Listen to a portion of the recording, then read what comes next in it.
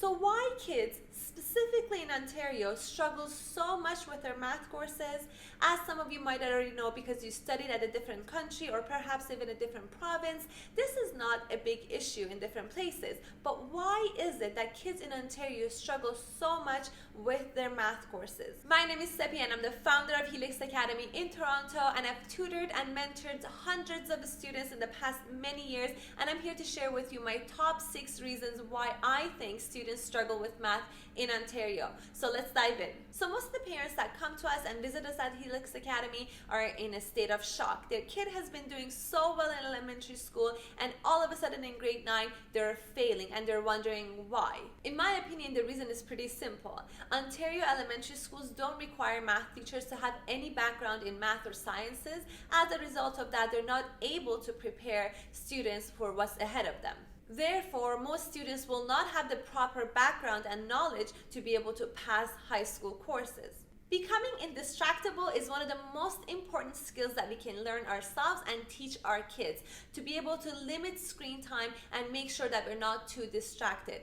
We all already know this, but research has also shown that looking at screens causes a lot of headache, eye strains, and makes you tired and sluggish. On top of that, kids do a lot of multitasking between their homeworks and looking at their phone. And this causes the brain to burn oxygenated glucose, which can actually cause permanent brain damage.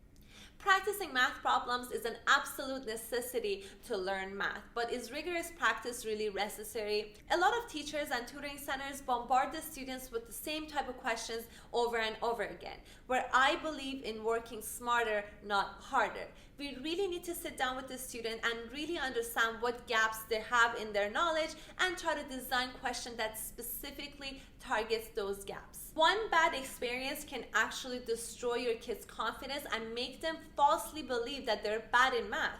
So you have to make sure you get to know the teachers and you're involved in the process. I actually wrote a short article on this video where I share the strategies that I use to help my students become more confident and become better in math. Make sure you download it. You can click on the link on this video. It's absolutely free. How could we expect our kids to really be good in math if they were never taught properly? There's no one-on-one attention and they never get to really understand the fundamentals of math. I really believe in one-on-one attention with kids, especially at an early age. You could sit down with your kid and spend the time and make sure they understand everything. Don't rely on the school, don't rely on the marks that they bring home. It doesn't really mean much. As my last point, I wanted to mention a good nutrition plays a huge role in your kids' memory and ability to learn. Learning math requires a certain stamina and mental clarity, and a good nutrition can provide that. I'm sure you already supervise them and you make sure that they eat healthy, but also make sure you teach them the cooking skills and the shopping skills they need to stay healthy in the long run.